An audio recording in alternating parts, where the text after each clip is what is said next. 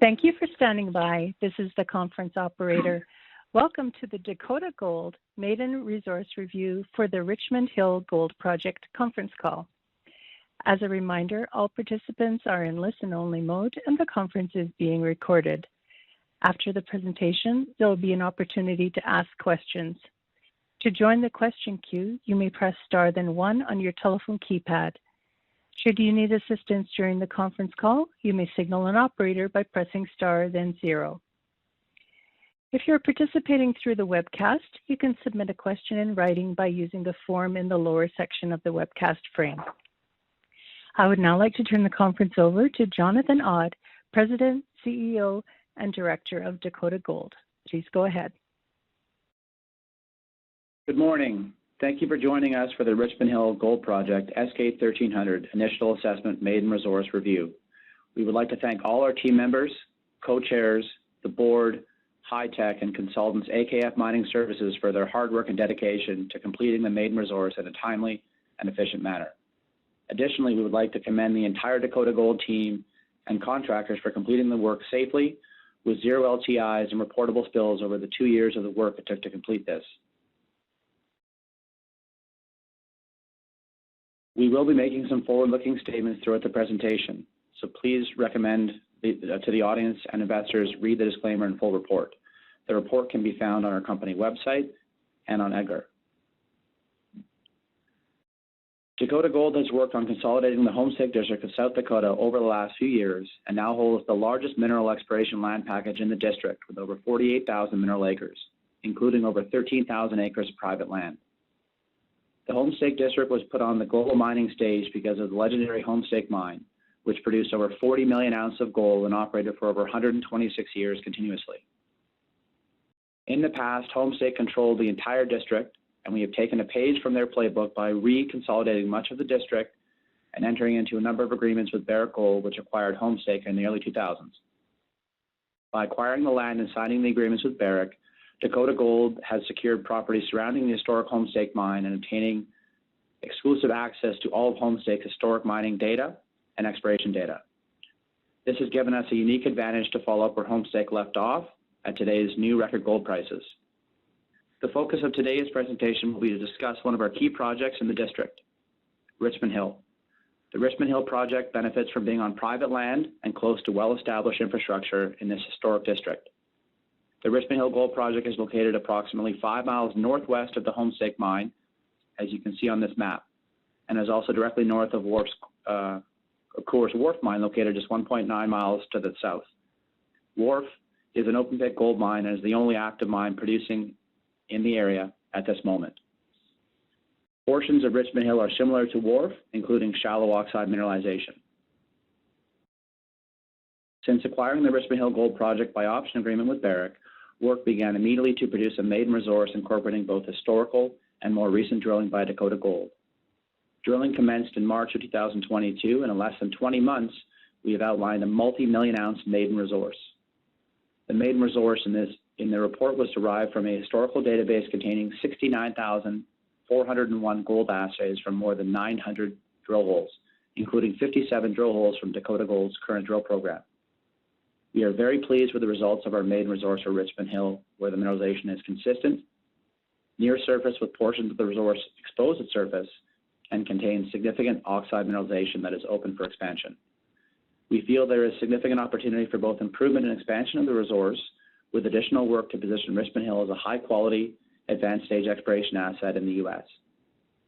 I will now turn the presentation over to James Berry, our Vice President of Exploration, to review the details of the resource. Thank you, Jonathan. We are very pleased to announce the results of our S-K 1300 initial assessment, which was released earlier this morning. The initial assessment has outlined an indicated resource of 51.83 million metric tons at 0.8 grams per ton gold for 1.33 million ounces and an inferred resource of 58.06 million tons at 0.61 grams per ton gold for 1.13 million ounces. This maiden resource is based on a constrained block model using drill results up to October 5th of last year and the following assumptions: a gold price of $1,900 per ounce and an average property royalty of 3.8%. Milling G&A cost of $8 and mining cost of $1.80 per short ton.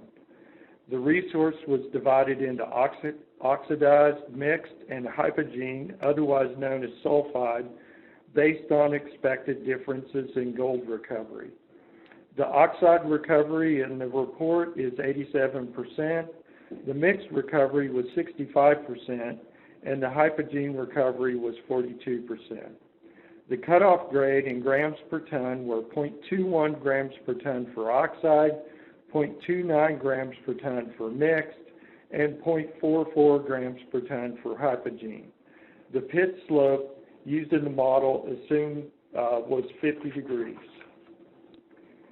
We are very pleased with the results of the initial assessment for Richmond Hill and thank our entire team for working hard to produce the resource. This is a plan view of the resource shell constrained block model with the drill hole collars. The greens, yellow, orange, and red blocks are all above the gold cutoff grade.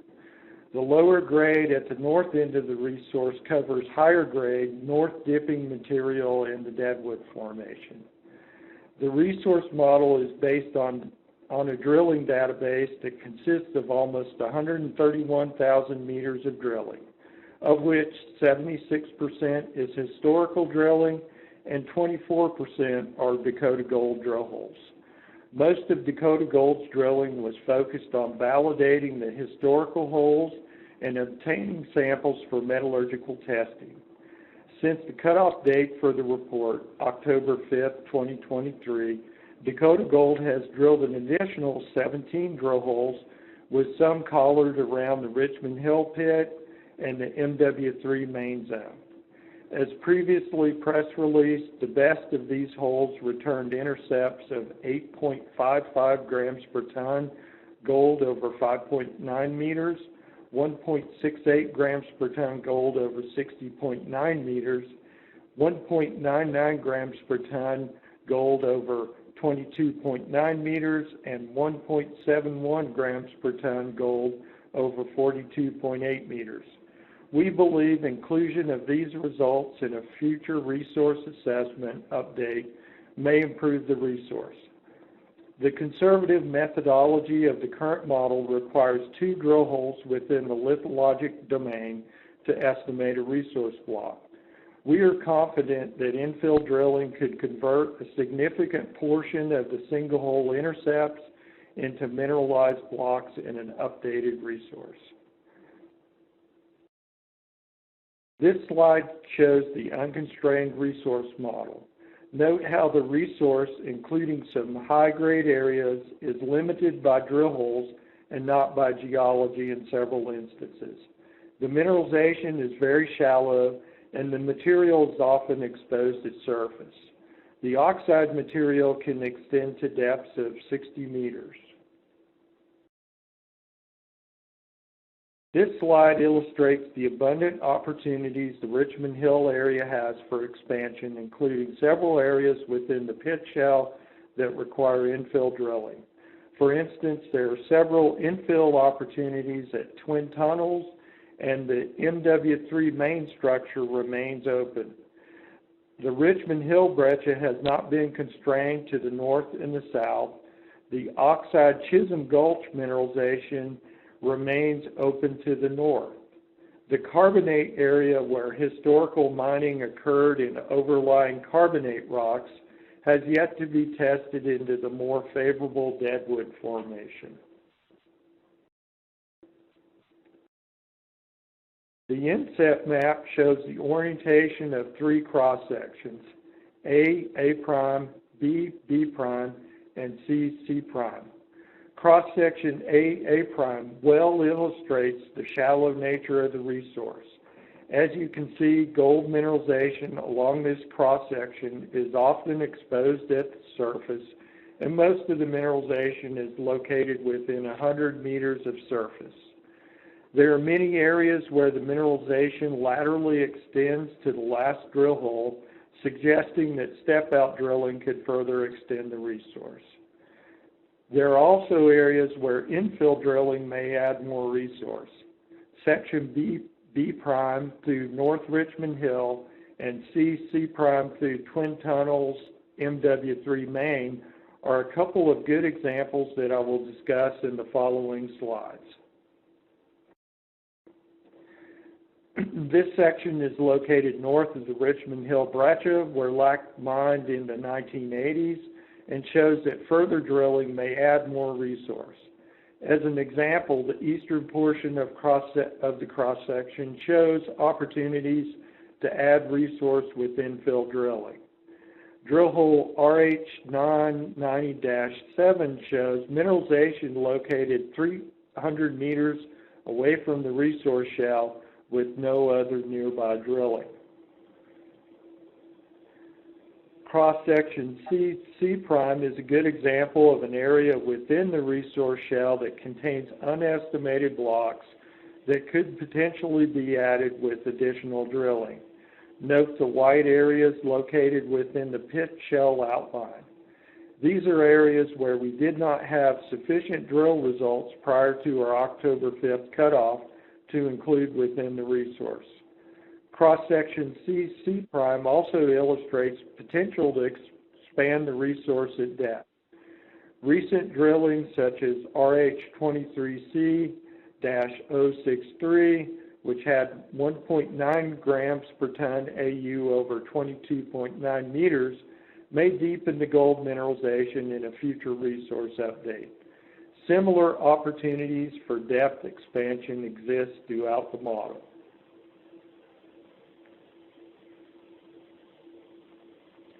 The initial assessment includes results from 2 test metallurgical programs completed in 2023 that provided the basis to conceptualize preliminary process flow sheets and recoveries. Intervals from 29 drill holes representing 7 zones were collected for the metallurgical evaluation. In all, 23 master composites were constructed to represent the oxide, mixed, and sulfide layers within each zone. The oxide master composites responded well to whole ore leach with an average of 87% gold extraction and 69% silver extraction after a 48-hour leach. Alternative processing for oxide materials such as heap leaching may provide a more economical alternative. Rougher flotation followed by rougher concentrate leach and tailings leach tests were completed on the mixed and sulfide master composites. Master composites for the tested mixed material range from a low of 26.3% to a high of 82%, averaging 65.4%. Master composites for tested sulfide material range from 24% to 66.3%, averaging 42.2%. Processing the mixed and sulfide material using alternative oxidation processes such as Albion, Ecobiome, and BioLeach may provide more economical alternatives. Jonathan will now address our plans to take advantage of some of the opportunities that I've discussed. Thank you, James. We believe there is significant upside potential to grow the resource at Richmond Hill. The initial assessment identifies several opportunities to generate additional resources by incorporating silver in the mineral resource estimate, executing additional drilling where the deposit limits have not been defined or lack sufficient drill hole density, conducting additional metallurgical test work to understand the variability and attempt to improve recoveries, and by improving the understanding of the geological model with potential to improve metallurgical recoveries.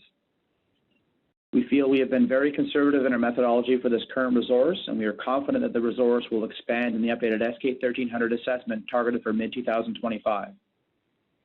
We want to thank you all for taking the time to join us for our presentation today, and we'll now open up the presentation to questions from the audience. Operator, please go ahead. Certainly. To join the question queue, you may press star then 1 on your telephone keypad. You'll hear a tone acknowledging your request. If you're using a speakerphone, please pick up your handset before pressing any keys. To withdraw your question, please press star then 2. If you're participating through the webcast, you can submit a question in writing by using the form in the lower section of the webcast frame. While we wait for callers to join the queue, I'll pass the floor over to Carleen Gaze, Vice President of Investor Relations and Corporate Communications, to take us through some of the initial questions from the webcast. Thank you. Our first question from the webcast asks, you mentioned that you anticipate including a silver resource in a future resource update. How much silver do you anticipate? Silver was not included in the initial assessment, and we therefore cannot provide a resource estimate. However, head assays from our metallurgical samples suggest a 4-to-1 silver to gold ratio. These samples were selected to be representative of the mineralization. This ratio is consistent with LAC's historical estimates for Richmond Hill, which range from 4 or 5-to-1 silver to gold. Thank you, John. We have one more question from the webcast before we turn it over to the caller line. What is the strip ratio for the Richmond Hill resource? Because an S-K 1300 initial assessment does not cover or calculate non-mineralized overburden material in the report, and we have not yet developed optimized pit shells or mine plans, we can't provide an estimated strip ratio. As should be evident from the figures James presented, the resource is quite shallow with minimal overburden and portions of the maiden resource is exposed at surface. We also note that LAC used a 0.8-to-1 strip ratio for Richmond Hill. We are expecting to see something similar, but obviously have a lot of work to do before we can make any definitive statements.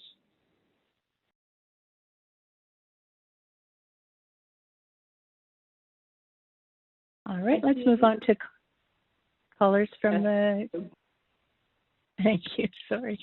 The first caller on the line is Michael Gray with Agentis. Your line is open. Okay, thanks very much. And good morning, Jonathan and Barry, James. Great to see this resource, first of all. And first question is, the 17 holes that you've drilled subsequently since October, post the cutoff grade date, could you give us a little bit more color on to the extent it was infill, especially given some of the high grade you mentioned, the 9 grams over almost 6 meters, and how much of it was expansionary? Yeah, Michael, I'll take that question.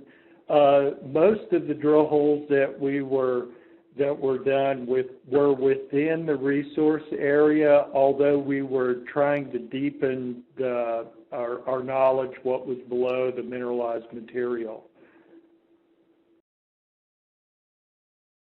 Okay, fair enough. No, that's helpful. I also want to ask about, do you have a sense for the oxide transition and sulfide in terms of, is that fairly predictable, kind of like layer cake, or is a little bit, is it a little bit more complex? I would say that it is a little bit more complex, and what we do see are, kind of areas where it will go from oxide into where we see pyrite, and then there will, based on structures, there will be oxide material, and so you kind of have interfingering of those zones. And that's important for some of the work that we need to do going forward, where we do variability test work, so we can identify, areas in the mixed zone that may actually be oxide and areas that may be sulfide, so we can selectively mine those areas, to improve our recoveries. Okay, no, fair enough. One more question. You highlighted the carbonate area that's not been tested. Can you give some color on that in terms of depth to target and potential there? Yeah. The carbonate area was mined mostly in the limestones that sit above the Deadwood Formation. And so we're looking at depths there that are probably about 700 feet to the top of the Deadwood. So it is getting deeper as we go off to the north in that area. But we also have some opportunities over on the eastern side, like at Chisholm Gulch, where the Deadwood is right at surface there and has only been tested down to the depth of about 200 feet. Okay. Okay, thanks. I'll let someone else jump on here. Thanks very much. Appreciate this. I'll now hand the call back over to Carlin Gaze for additional questions from the webcast viewers.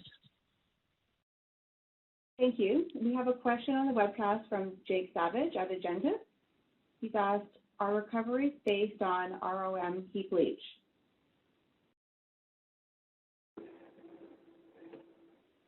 I can answer that question. So our recoveries are based on a whole ore leach, and that's one of the opportunities that we see going forward is to do column tests on for heap leaching, and then also looking at run-of-mine options.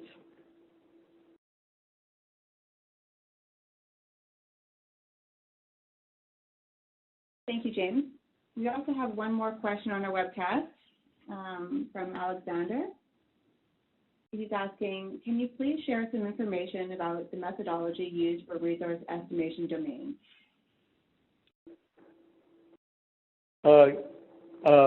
Yes. So the resource domains were divided in two different ways. First, we broke things out based on lithology, and then second, we broke things out based on oxide mixed and hypogene within those different lithologies. And the lithology component was important for constraining our estimation.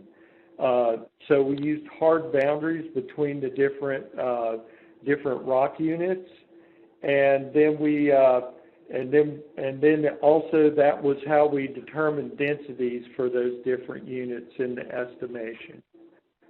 And then the recovery were calculated based on those different oxide mixed or hypogene boundaries. Thank you, James. We've now got a question that's come in on our caller line. Operator, would you please let them in? Certainly. The next question is from Ralph Wagner, a private investor. Please go ahead. Yeah, first of all, thanks to a lot for reporting and early assaults and good assaults, all right? I have two questions primarily. How many rigs are working on the Richmond property? In total, you have 4 working? Yes, we have 4 rigs in the district. However, right now, all 4 of our rigs are at Maitland. 1. The other question kind of is, is that Richmond mostly on private property, or is that part of the outside ESM properties? Richmond Hill is entirely based on private ground. And on one final add-on question, kind of, at what point can I expect some additional results from the other properties, from the drilling results? We expect to release results from our Maitland project as they become available. Okay, and at what point can we get a resource estimate? We're working on that, and we'll have guidance for the discovery in our Unionville zone, which is in the tertiary epithermal, and then the JV zone, which we've recently recharacterized into 3 distinct ledges. We will continue to be putting holes into those and talk about those as more information becomes available. Thank you. You guys are doing a good job. Very happy. Thank you very much. Thank you. We have a follow-up from Michael Gray with Agentis. Please go ahead. Yeah, thanks for taking one more question. Jonathan and James, could you maybe just give a little bit of a compare-contrast Richmond Hill to the Wharf Mine, Coors Wharf Mine, in terms of character, mineralization, style, and anatomy? Yeah, Michael, I'll take that question. Yeah, so the northern portion of the Richmond Hill property is similar to the Wharf Mine, where the mineralization is hosted within the Deadwood Formation and tertiary sills and dikes within that. And so that's similar in style. The southern portion of the Richmond Hill property is different, though. That's hosted in the Precambrian, and it's focused around breccia pipes and higher grade feeder structures. Okay. No, thanks. Appreciate that color. Yeah, as I said at the beginning, great to see this resource, and look forward to the extra 17 holes being incorporated and the sketching in of further ounces. I'll leave it there. Thanks very much. Thanks, Michael. This concludes the question and answer session. I'd like to turn the conference back over to Carlin Gaze for any closing remarks. Thank you, Jonathan James, for walking us through the maiden resource. That's all the time we have for questions and answers today. Our planned $30 million exploration program for 2024 will have assay results being released throughout the year, and we look forward to providing updates as we work to produce an updated S-K 1300 planned for mid-2025 at Richmond Hill. Stay connected with us to receive updates directly by email or on our social channels, where we post regularly about upcoming conference participation, community activities, and interviews. If you have further questions for us or would like to book a meeting, please send us an email at info@dakotagoldcorp.com. Thank you, everyone, and have a safe day. This concludes today's conference call. You may disconnect your lines. Thank you for participating and have a pleasant day.